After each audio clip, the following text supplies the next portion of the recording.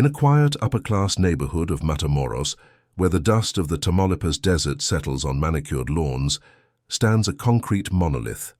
It does not gleam with the opulence of new money, nor does it possess the charm of old-world architecture. Instead, it sits heavy on the earth, a silent, brooding presence.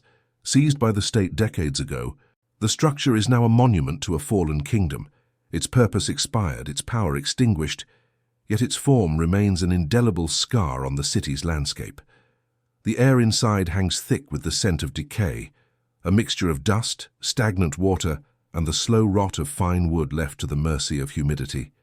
The silence is not peaceful but profound, a vacuum where the constant hum of power once resided. To walk its empty halls is to feel the weight of history press in, a palpable pressure in the stillness. The walls, cool and unyielding to the touch, seem to hold a chill that has nothing to do with the ambient temperature. Architecturally, the mansion is an anomaly. It is a deliberate rejection of the flamboyant narco aesthetic, with its gilded columns and extravagant flourishes. Its design language is one of modernist and brutalist influence, defined by hard lines, unadorned concrete surfaces, and an overwhelming sense of defensive functionality. It was a structure built not to be admired, but to be impenetrable, a physical manifestation of a mind that valued security over spectacle. Its location was the first layer of its defense, a strategic camouflage. It did not stand in isolation on a remote ranch, but was embedded among the homes of legitimate businessmen and local politicians. It sought to disappear in plain sight, projecting an image of bourgeois normalcy while serving as the command center for an invisible empire. The house was a mask, its sober facade designed to deflect suspicion and conceal the true nature of the enterprise it contained. The perimeter is a testament to this duality. Concrete walls over 10 feet high, once topped with coils of razor wire, enclose the property. Inoperative surveillance cameras, like blind eyes, still hang from their mounts at every angle. This was never the boundary of a home. It was the fortified border of a sovereign territory, a clear demarcation between the outside world, governed by law, and the internal world governed by one man's will. Inside, what little light penetrates the multi-inch thick bulletproof glass is muted and grey, casting long shadows across vast empty rooms. Footsteps echo unnaturally, each sound amplified by the emptiness. The space was designed to keep the world out, but it also served to trap everything within. The quality of the silence suggests that secrets, once spoken here, never truly left, but were absorbed into the very fabric of the building. This structure was more than a setting. It was a participant, a silent and complicit witness to the consolidation of a criminal dynasty. Its concrete skeleton absorbed the whispered conspiracies, the strategic plans for war, and the quiet paranoia that permeated every decision made within its confines. It was not merely a house, but an instrument of power, its architecture an extension of its owner's ambition and fear. The absence of life is now its most defining characteristic. The low hum of encrypted communications and the quiet tread of elite bodyguards have been replaced by the skittering of insects and the whistle of wind through cracked window seals. Where millions of dollars in cash were once counted and stored, now only dust gathers. This emptiness is not a void but a presence, a heavy reminder of the immense gravity the place once held. Even in its derelict state, the mansion's true purpose can be glimpsed. Subtle inconsistencies betray its domestic disguise.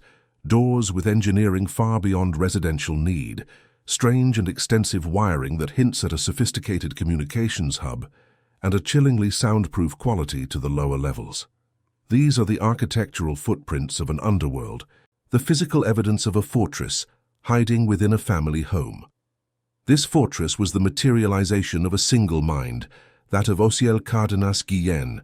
Every slab of concrete, every sheet of armored glass, every hidden camera was a direct translation of his psyche. It was the house of a man who saw himself not as a criminal, but as a CEO of a multinational corporation of terror, a strategist who required a bunker, not a palace. The building is a self-portrait in steel and stone. The ultimate paradox of the mansion is that it was a home built on the foundation of absolute distrust. It was a place designed to protect its master from a world of enemies, yet its most sophisticated security measures were aimed inward. at those who walked its own halls. The very elements designed to guarantee survival were woven from the threads of a paranoia so deep it created a prison of its own making. The armored windows and reinforced concrete told a story of strength, a declaration of unassailable power visible to all who passed by. But what the house concealed was yet to be uncovered. Follow the trail of evidence as we unlock the secrets sealed within these walls. Before the fortress, there was the man, and before the man, there was the dust of Matamoros. Osiel Cardenas Guillen was not born into a dynasty. He was a product of the border's harsh calculus, a place where ambition was forged in the crucible of scarcity. The line between Mexico and the United States was less a border than a membrane, porous to illicit dreams and the immense gravitational pull of American currency. His early life was an education in observing this flow, in understanding that the true power in this landscape did not belong to the state, but to those who controlled the corridors. His entry into the criminal world was not explosive, but methodical. He began on the periphery, a mechanic whose hands learned the language of engines before they learned the mechanisms of power. But his true talent was not for repair, it was for diagnosis. He observed the existing structures of the Gulf Cartel, a lumbering beast of old-world allegiances and complacent traditions. He saw inefficiencies, vulnerabilities, and a profound lack of imagination in its leadership. The cartel he sought to inherit was still governed by anachronistic codes, a fragile honor among thieves that Cardenas identified as a fatal weakness. Its leaders operated from sprawling, ostentatious ranches, their power displayed through gaudy architecture and public spectacle. They were visible, predictable, and in his cold assessment, deeply vulnerable. They believed in loyalty, a concept he would soon come to view with surgical contempt. His ascent was therefore not merely a climb, but a demolition. The first significant acts of violence were not random displays of force, but strategic liquidations. He targeted the pillars of the old guard, systematically removing his predecessors and their key lieutenants. Each elimination was a message. The old rules were dead. The plaza was not a kingdom to be inherited by birthright or friendship, but a corporation to be seized through a hostile takeover. The defining moment, the psychological event that would pour the foundation of his future fortress, was an act of profound betrayal. It earned him the moniker that would follow him like a shadow. El Mata Amigos, the friend killer. By eliminating his closest partner to secure his absolute control, he severed his last tie to the sentimental world of trust and camaraderie. It was a baptism in ice, a declaration that no bond was sacred, no relationship immune to strategic calculation. This act codified a new operational doctrine. Loyalty was a transactional vulnerability, and trust an unaffordable luxury. From this point forward, Cardenas would build his empire on a more reliable material, fear. He understood that fear, unlike loyalty, could be quantified, managed, and controlled. It was a constant. This realization was the true ideological blueprint for the house he would eventually build. The opulent but porous mansions of his fallen rivals now appeared not as symbols of success, but as architectural follies, monuments to a fatal naivete. A house built on trust was a house with 1,000 unlocked doors. He required a different kind of space, a structure that was not a home in any traditional sense, but a physical extension of his newfound philosophy of absolute control and impenetrable suspicion. The first step was the acquisition of the land. The choice of an upper-class, unassuming neighborhood was his first architectural lie. It was a strategic decision to wrap his future operations in a cloak of bourgeois normalcy. The fortress would not rise from the desert like a declaration of war. It would embed itself within the fabric of legitimate society, disappearing in plain sight. Construction began with a facade. The initial structure was designed to mimic the other large homes on the block, a conventional shell of prosperity. It was a deliberate act of misdirection, a mask of concrete and stucco intended to deflect the gaze of neighbors and authorities alike. The true nature of the building would grow inward, hidden from the street. As his control over the Matamoros corridor solidified, the house began to evolve. The first major transformation was the perimeter. A 10-foot concrete wall rose from the property line, a stark, brutalist statement. This was not the decorative barrier of a wealthy homeowner. It was the fortified border of a sovereign territory. It was the first physical manifestation of his psychological separation from the outside world. With the external threat managed, his focus turned inward.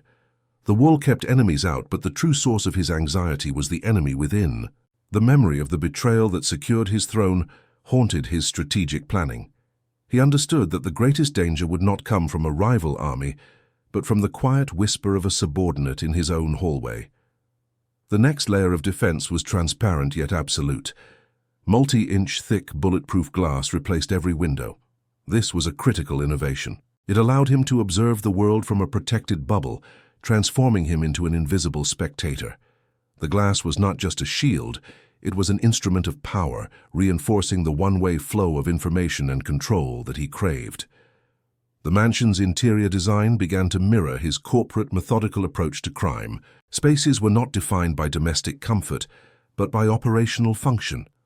Rooms were designated for surveillance, for communications, for strategic planning.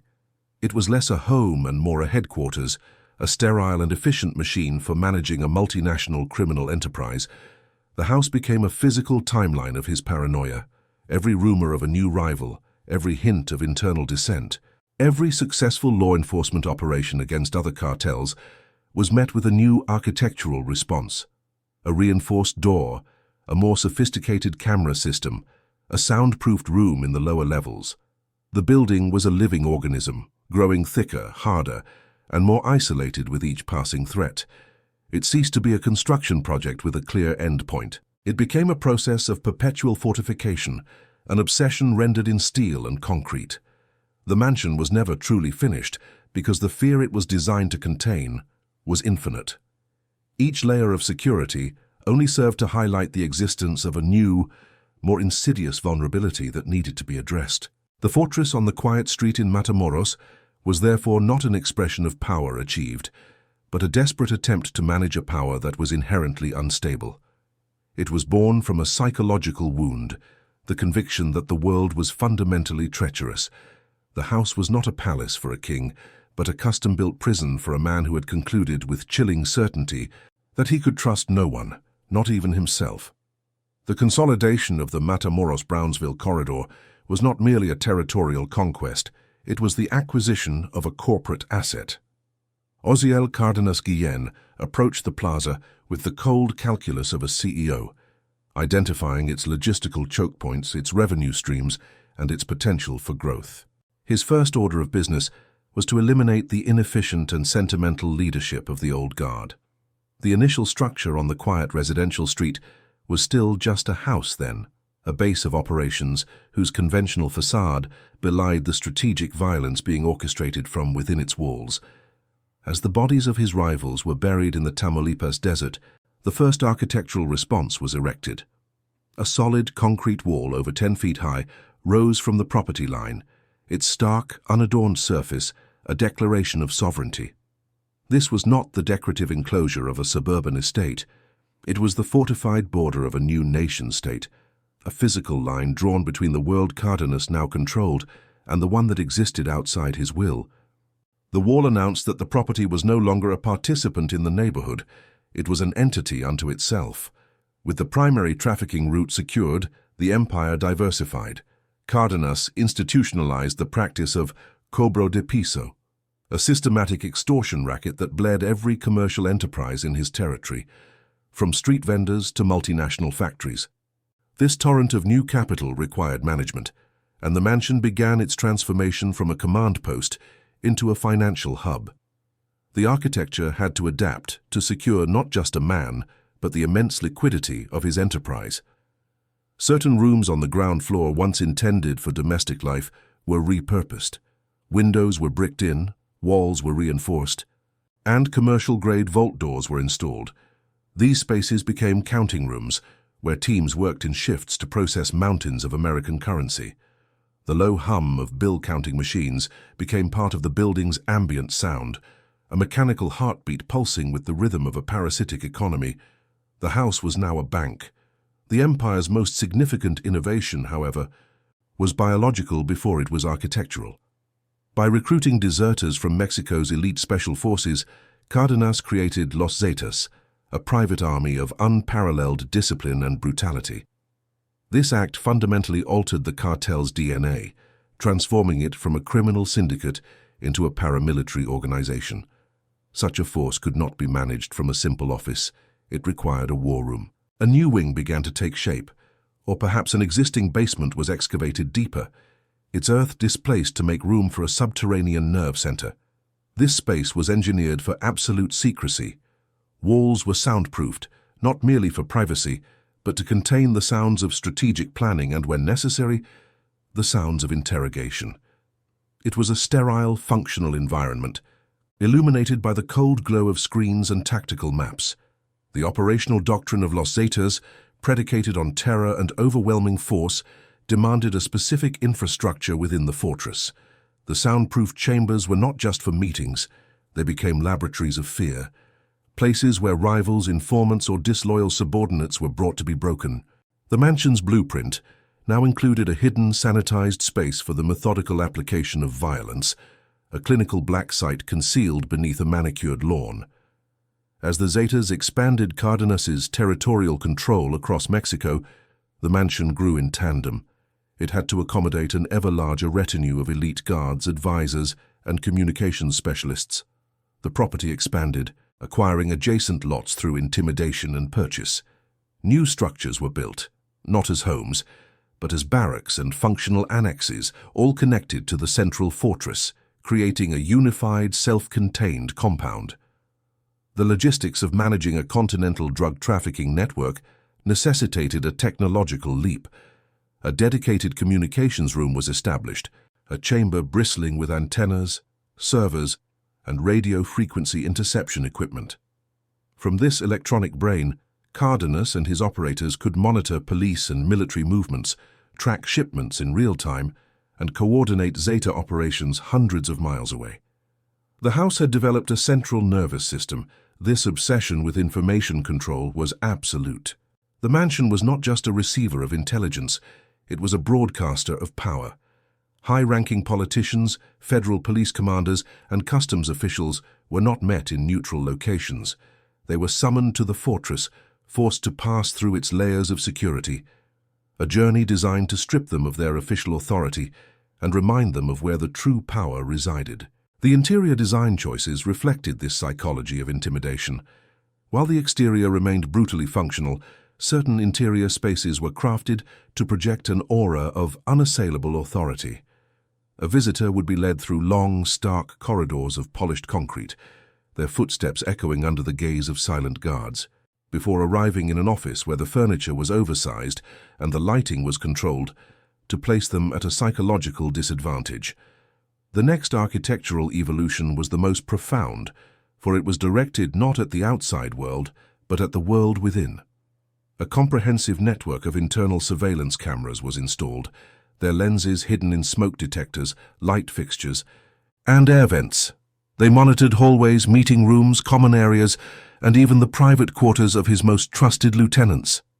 The fortress now had 1,000 unseen eyes. This internal panopticon transformed the mansion into a theater of loyalty. Every inhabitant, from the highest-ranking Zeta commander to the domestic staff, was aware they were under constant scrutiny. Conversations became guarded, movements deliberate. The system was designed to preempt betrayal, but its primary effect was to atomize trust, creating an environment where every individual was isolated in their own sphere of suspicion. The structure became a living document of its owner's deepening paranoia. A rumor of a new rival faction would result in the reinforcement of a specific sector of the perimeter. A story of betrayal in another cartel would prompt the installation of more sophisticated listening devices. The construction was never complete because the fear it was designed to contain was infinite and self-generating. This fear eventually burrowed underground. A network of escape tunnels was excavated, a final secret layer to the fortress's design. This was the ultimate architectural paradox, a monument to absolute control that was built upon the fundamental admission that control was an illusion and that flight might be the only final option. The tunnels represented a permanent hidden state of emergency. These subterranean passages connected the main house to adjacent properties within the compound and reportedly fed into the municipal sewer system. They were a clandestine infrastructure of retreat, a secret geography known only to a select few, ensuring that the master of the fortress was never truly cornered by the very walls he had built to protect himself. The mansion was now a complete organism. It was a headquarters, a treasury, a barracks, an intelligence agency, and a prison. Its growth chart, rendered in concrete and steel, perfectly mirrored the trajectory of the Gulf Cartel under its most ruthless leader. Each new enemy, each new revenue stream, each new layer of internal distrust was given a physical form. The quiet, upper-class street now concealed a fully operational narco-state. Behind the sober facade, a complex machine of international logistics, systemic corruption, and industrial-scale violence operated with cold efficiency, its existence an open secret that no one dared to acknowledge aloud. The mask of normalcy had become a perfect shield. The house stood as the ultimate materialization of a singular will. It was less a home than a piece of custom-engineered military hardware, a weaponized space designed for dominance and survival. It was a self-portrait in reinforced concrete, reflecting a mind that had rebuilt the world in its own paranoid image. A kingdom of one, ruled from an impenetrable, solitary throne. Its completion marked the apex of an empire, a fortress so perfectly sealed against the outside world that it became its own universe. Yet every security measure, every armored plate and hidden camera served only to amplify the one threat the architecture could never defeat, the corrosive suspicion that the greatest danger was already inside. Which detail best reveals the builder's vanity? The marble ballroom, the bulletproof windows, or the underground vault? By the turn of the millennium, the construction was complete. The mansion in Matamoros no longer bore the marks of a project in progress, but the settled, heavy permanence of a geological feature. It had ceased to be a house and had become an institution, a physical fact on the landscape, whose purpose was understood by all but spoken of by none. It stood as the undisputed capital of a sovereign territory, its brutalist facade a silent testament to the absolute nature of the power consolidated within. The reign of Osiel Cardenas Guillen had reached its zenith, and this fortress was his throne. The daily rhythm of the compound was not that of a home, but of a corporate headquarters, fused with a military barracks. The day did not begin with the rising sun, but with the first encrypted intelligence reports flowing into the communications hub. Cardenas, more CEO than kingpin, would review logistics, financial statements from his extortion networks, and surveillance summaries from across his territories. His power was not exercised through grand pronouncements, but through the quiet, methodical management of a multinational criminal enterprise from a sterile, fortified office. This flow of information was the mansion's lifeblood. The communications room, a chamber shielded from electronic eavesdropping, was its central nervous system. Here, technicians worked in shifts, monitoring intercepted police and military frequencies, tracking satellite phones, and coordinating the movements of cocaine shipments from South America to the Texas border. The low, constant hum of servers and radio scanners was the building's true heartbeat, a sound that signified total situational awareness. Discipline was the architecture of the human element within the walls. Los Zetas, his Praetorian Guard, moved through the corridors with a silent, unnerving efficiency. They were not common bodyguards, they were an occupying army, their presence a constant low-frequency threat. Their routines were military in their precision. Guard rotations, weapons maintenance, and security sweeps were conducted with a discipline that atomized any sense of domesticity. They were as much a part of the security system as the concrete and steel. The mansion became a theater for the projection of power, a stage where the hierarchy of the new order was made brutally clear. High-ranking government officials and police commanders were not met on neutral ground. They were summoned. To enter the fortress was to undergo a ritual of submission. They were disarmed, searched and escorted through a labyrinth of checkpoints and stark concrete hallways, each step a calculated move to strip them of their institutional authority and remind them where true governance resided. The destination of this journey was often an office that rejected ostentatious luxury in favor of psychological dominance. The space was large, the furniture imposing, and Cardenas would be positioned not as a host, but as an adjudicator. Here instructions were given, envelopes of cash were exchanged for unwavering loyalty, and the symbiotic relationship between the state and the cartel was reaffirmed. The house itself was a co-conspirator in this systemic corruption, its intimidating design a tool of negotiation. Social gatherings within the fortress were a grotesque parody of civilian life. Lavish parties were held, not for celebration, but as assemblies of vassals.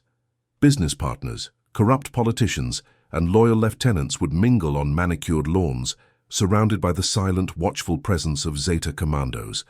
The air was thick with tension, the laughter carefully measured. Every guest understood they were performing for an audience, their loyalty under constant silent evaluation. These events were the ultimate expression of the mansion's panoptic design.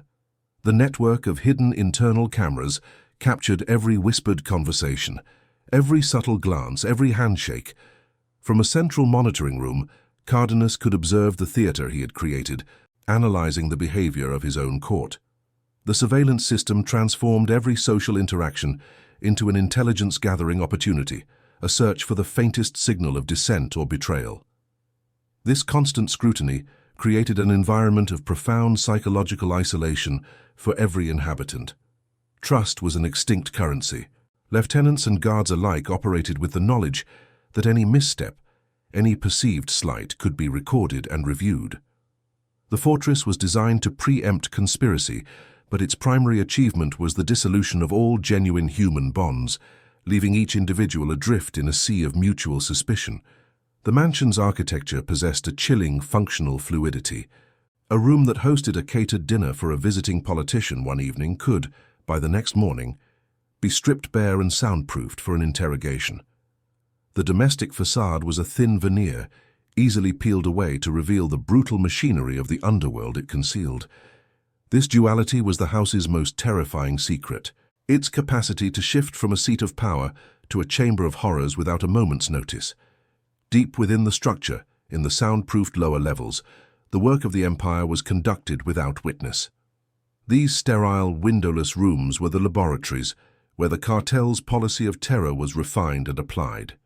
Here, rivals, informants, or disloyal members were brought to be systematically broken, their screams absorbed by the dense concrete walls. The mansion provided a clinical, sanitized environment for the practice of industrial-scale violence, completely insulated from the outside world. The master of this domain was himself its primary prisoner. While his will projected across a continent, his physical world had shrunk to the confines of his own creation. Excursions beyond the perimeter were rare, requiring massive, high-risk security operations. His view of the world was increasingly mediated through the grainy, colorless feed of his security monitors. The fortress that guaranteed his physical safety also ensured his profound and inescapable isolation. He lived at the center of a web, yet was completely alone. The very systems designed to enforce loyalty made genuine connection impossible. Every conversation was potentially an act, every gesture a calculation. The mansion was an echo chamber for his own paranoia, its silent corridors and watchful cameras reflecting his deepest conviction, that the greatest threat was not the enemy at the gates, but the traitor standing beside him. This reign of absolute control was built on a fundamental contradiction, a truth given form in the mansion's deepest secret, the escape tunnels. Even at the apex of his power, believing himself invincible, he had engineered a network of clandestine passages leading away from his throne. The construction of these tunnels was the ultimate admission that his empire was a provisional state, that his control was an illusion, and that flight was always a potential final act. The fortress was now a perfect, self-contained universe, operating on its own laws of physics and morality. It was a hermetically sealed environment where the outside world ceased to have meaning, except as a territory to be exploited or a threat to be neutralized. The routines of power became ingrained, the mechanisms of control so efficient that they seemed permanent, indestructible.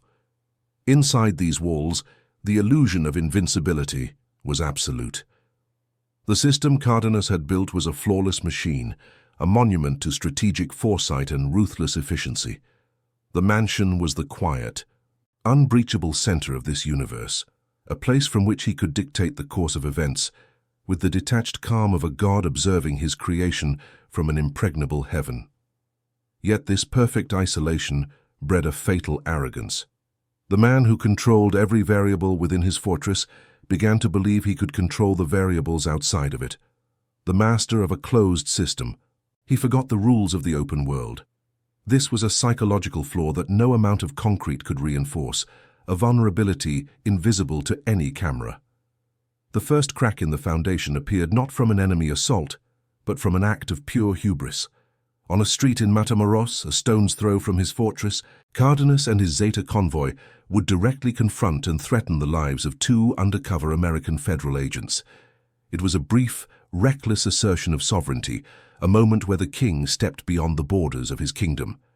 In that moment, he violated his own primary directive of invisibility. He had made his power not just felt, but seen, by an entity his fortress was never designed to fight. The act was a direct challenge, a broadcast sent from the heart of his empire that was received with chilling clarity by a global superpower. The fortress stood complete, a masterpiece of defensive architecture and paranoid design. It had successfully insulated its master from the chaotic world of rivalries and betrayals that defined his trade. It was a perfect shield, projecting an aura of untouchable power across the borderlands. But the confrontation on the open street had changed the nature of the game. The mansion was no longer just a target for rival cartels or the Mexican military. It had now become a focal point for the immense intelligence and retaliatory apparatus of the United States government. The fortress had made the king feel invincible, but it had also made him a target of unprecedented scale. The reign was at its peak, the power absolute, the control total. From within his concrete shell, Osiel Cardenas Guillen was the master of his universe. But outside, in the world he had challenged, the silent machinery of his own downfall was beginning to turn. The walls that had protected him were about to become the markers of a siege. The ecosystem within the Matamoros fortress operated with the frictionless efficiency of a perfectly calibrated machine. Information flowed inward from 1,000 tributaries, extortion payments, trafficking logistics, political intelligence, and was processed within the mansion's sterile core. Directives then flowed outward, precise and absolute, carried by the encrypted signals of the communications hub or the quiet authority of a Zeta commander. The house was not a home. It was a central processing unit for an empire of fear, its operations polished to a state of near perfection. In this hermetically sealed world, routine became ritual. The silent rotation of the guard, the low hum of the servers, the methodical counting of currency in the reinforced vaults, these were the rhythms of a kingdom that believed itself to be permanent.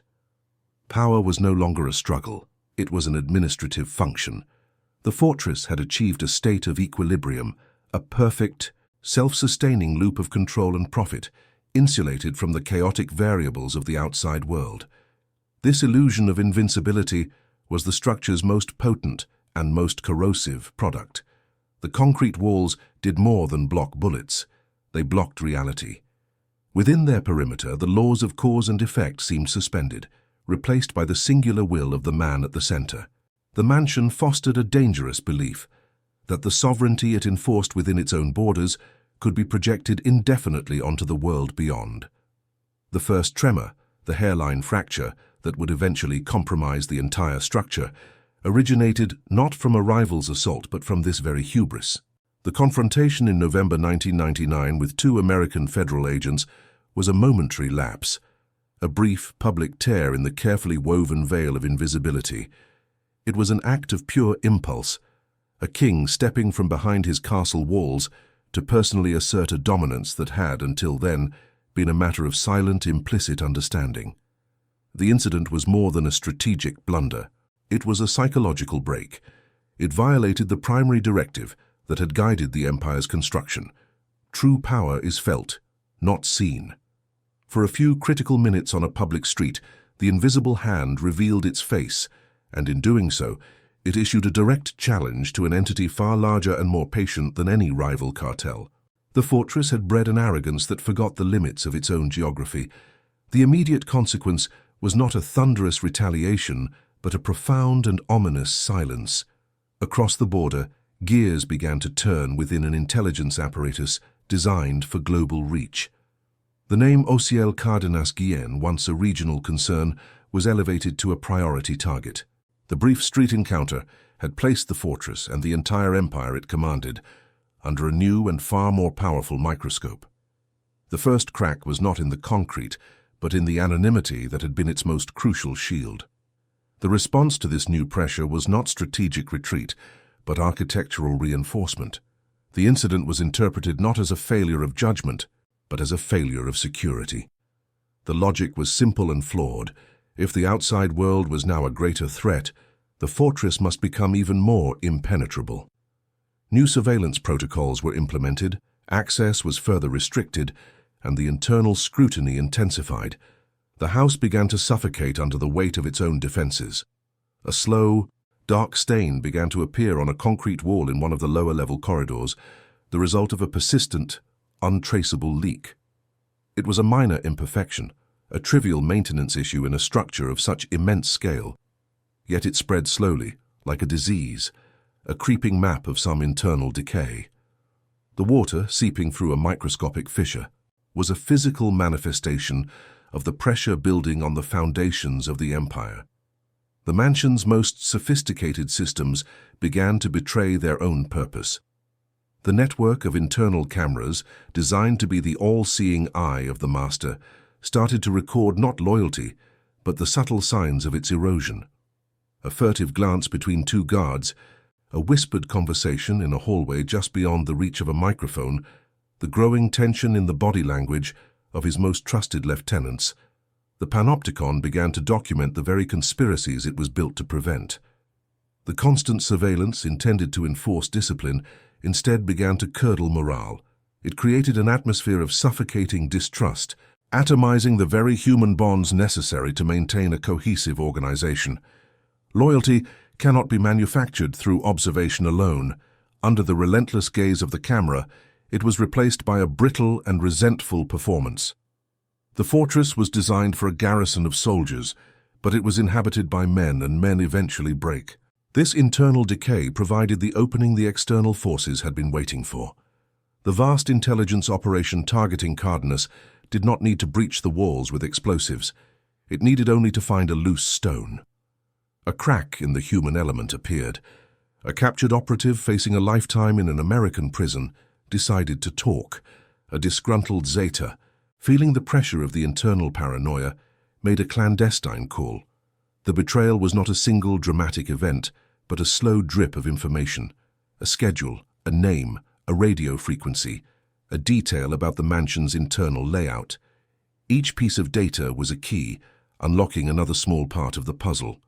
The fortress, designed as a black box, was being rendered transparent, its secrets leaking out through the fissures in human loyalty. This leak of information shifted the atmosphere inside the compound from one of supreme confidence to one of quiet, simmering anxiety. The source of the breach could not be located, which meant that everyone was a suspect. The internal surveillance was doubled, the paranoia reaching a fever pitch. The very systems of control were now instruments of self-torture, turning the fortress into a pressure cooker. A local journalist, emboldened by an anonymous tip from a source in law enforcement, began to publish articles that hinted at the fortress's true nature.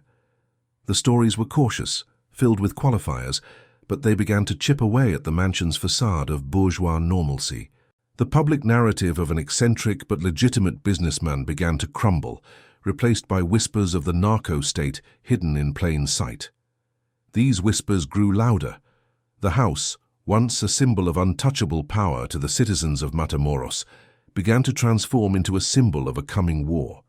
The fear it projected was now mixed with a sense of anticipation, a feeling that the silent, brooding presence on the quiet street was a magnet for a storm that would inevitably break. The physical signs of decay became more pronounced. A persistent flicker developed in the lights of the communications hub. The low hum of the electrical systems sometimes gave way to a strange, discordant buzz. These were the symptoms of a system under immense, constant strain, a machine being pushed past its operational limits. The house itself seemed weary, its concrete skeleton groaning under a weight that was no longer just physical. The cracks in the walls and the cracks in the empire were now feeding each other. The intelligence flowing from the informant allowed authorities to intercept shipments and freeze assets, disrupting the cartel's cash flow. This financial pressure exacerbated the internal tensions, making betrayal a more attractive option for those feeling the squeeze. The fortress was being besieged from within and without simultaneously. The master of the house found himself increasingly isolated at the center of his failing machine. The surveillance monitors that once offered him a sense of omniscience now showed him a gallery of potential traitors. The encrypted communications that once connected him to his empire now carried whispers of his own vulnerability. The fortress had become an echo chamber for his deepest fears. The flow of information had been reversed.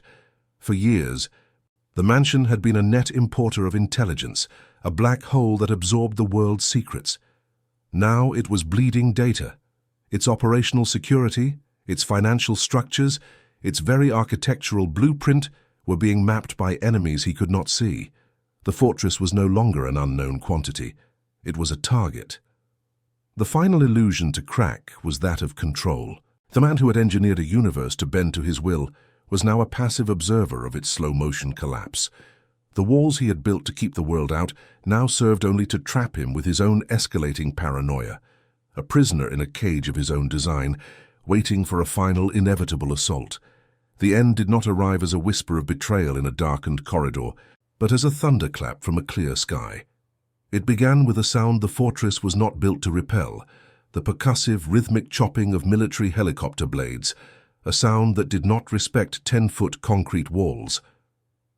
In the pre-dawn hours of March 14, 2003, the manufactured silence of the compound was irrevocably shattered.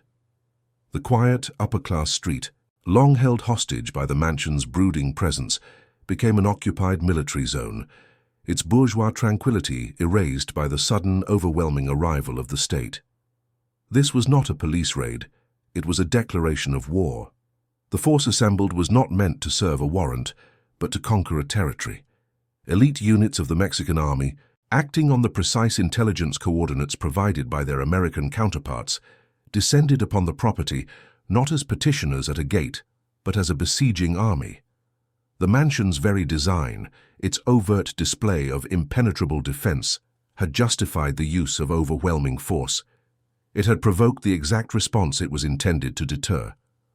The initial assault targeted the perimeter, the great concrete border that had defined the kingdom. Explosive charges breached the gates that were engineered to withstand armored vehicles, peeling them back like tin. Soldiers poured into the manicured grounds, their movements a stark contrast to the silent, disciplined patrols of the Zetas, who had once walked the same paths. The fortress's first line of defense, its physical claim to sovereignty, was rendered irrelevant in minutes. The house itself, a stoic concrete beast, now found itself under a direct and violent examination. Windows of multi-inch thick bulletproof glass, designed to stop high-caliber rounds from a sniper, cracked and spiderwebbed under a sustained barrage of military-grade firepower. The transparent shields that had turned its owner into an invisible observer were now being blinded, made opaque by the very violence they were meant to withstand. The outside world was forcing its way in. Once breached, the interior became a labyrinth for the invading force. The long, stark corridors, designed to intimidate and disorient visitors, now echoed with the shouts of soldiers and the heavy tread of combat boots. Doors built with engineering far beyond residential need were forced open with hydraulic tools, their sophisticated locking mechanisms surrendering with a scream of tortured metal. The fortress was being systematically unmade, its layers of security peeled back one by one. The search was not for a man alone, but for the soul of the machine. The soldiers moved with a cold purpose, turning the house inside out. They were not just invaders, they were archaeologists of a freshly fallen empire seeking the artifacts of its power. Fine furniture was overturned, custom wall panels were pried from their moorings, and floors were torn up, as they hunted for the hidden compartments and false walls that were the architectural signatures of a paranoid mind. The communications hub, the electronic brain of the Continental Enterprise, was the primary target. This shielded chamber, once the epicenter of information control, was neutralized. Soldiers ripped servers from their racks and severed thick bundles of coaxial cable, effectively lobotomizing the cartel. The low hum of intercepted frequencies and encrypted data streams was replaced by the sharp, final crack of plastic and the clatter of discarded hardware. The Empire was struck deaf and dumb in the sterile offices. Personal effects were swept aside to seize the true instruments of power. Ledgers detailing extortion payments, computers containing shipping manifests, and encrypted hard drives holding the names of corrupt officials. The architecture of the financial empire, built on whispers and digital ghosts, was being laid bare under the harsh glare of military flashlights.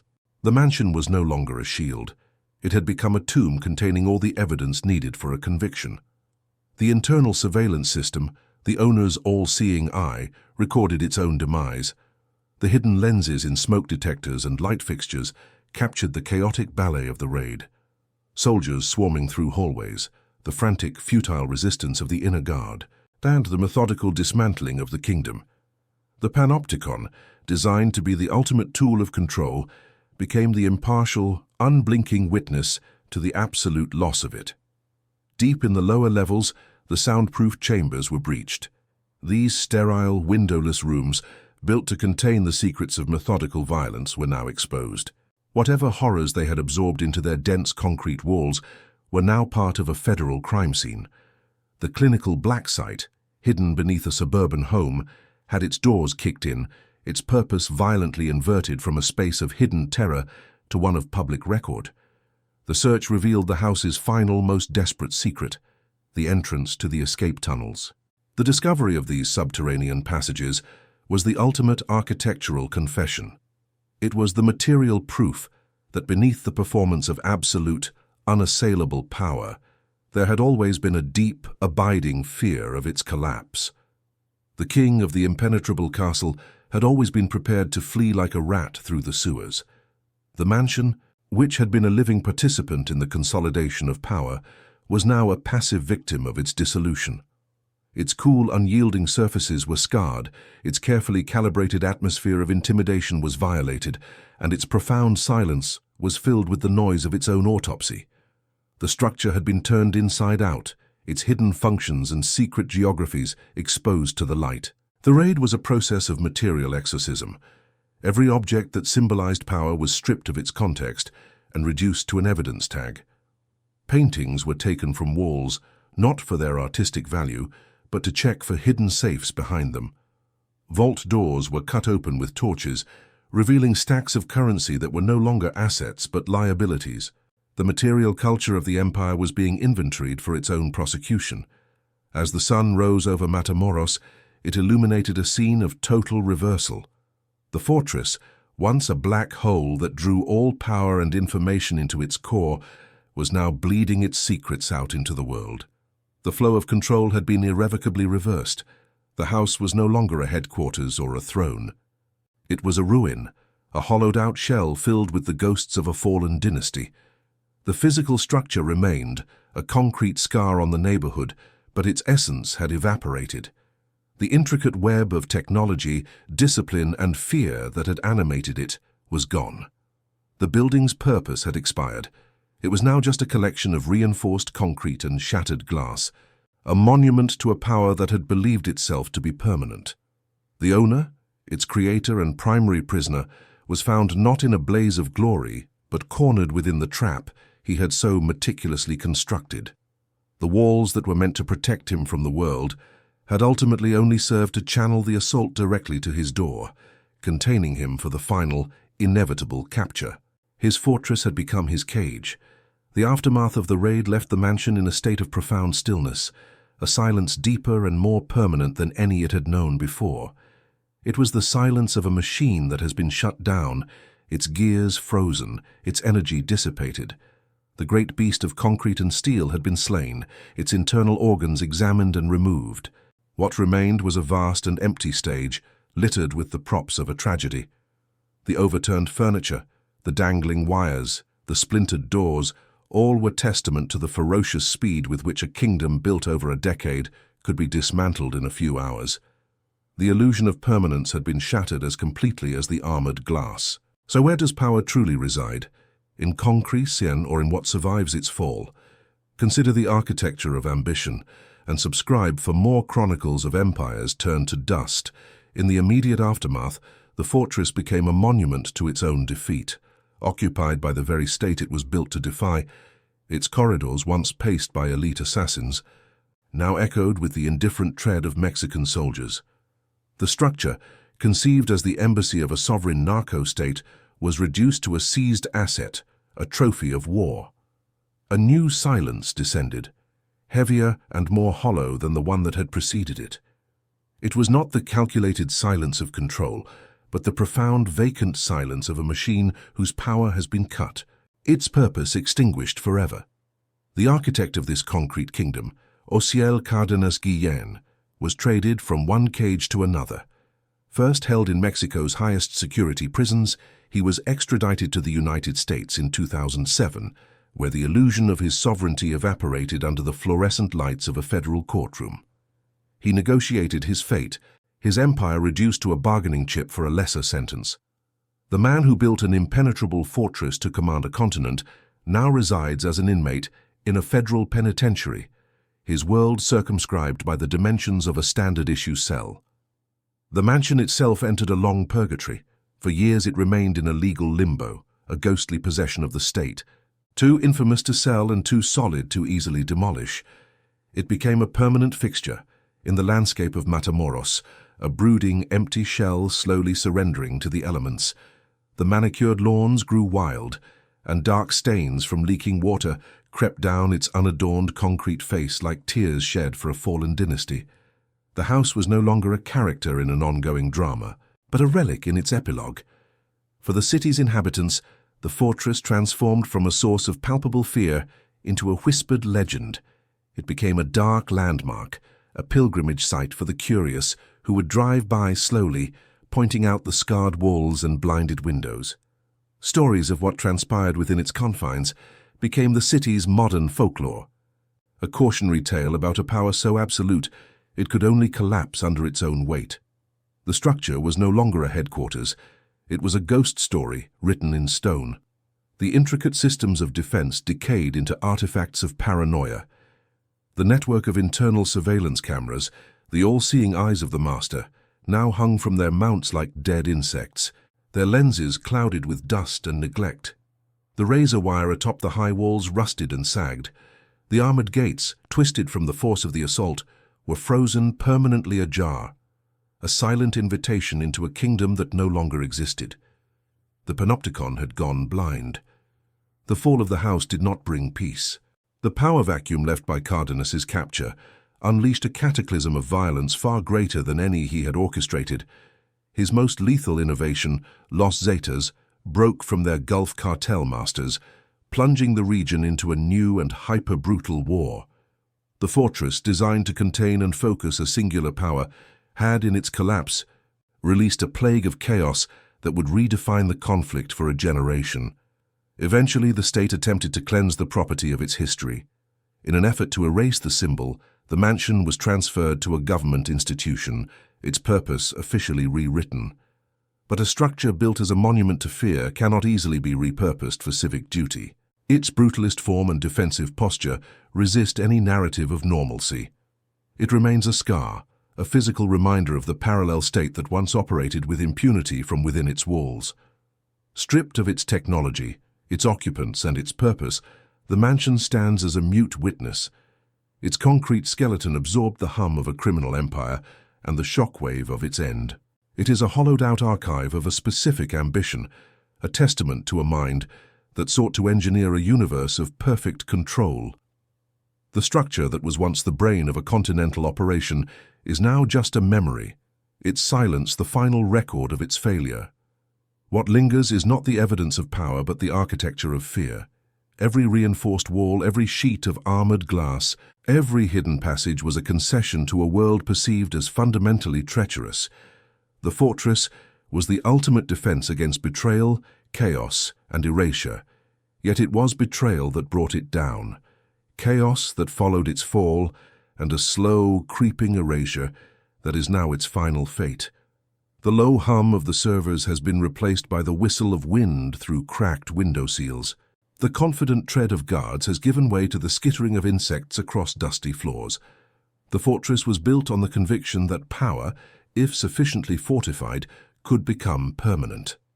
Its current state of decay offers a different, more enduring truth. Perhaps what we build says less about our power than about our fear of being erased. The concrete monolith that once sat heavy on the earth, a silent, brooding presence, is now merely a tombstone. It no longer projects power, but tells a story of its absolute loss. If stories like this make you see power from a different angle, subscribe to follow other downfalls as astonishing as this one.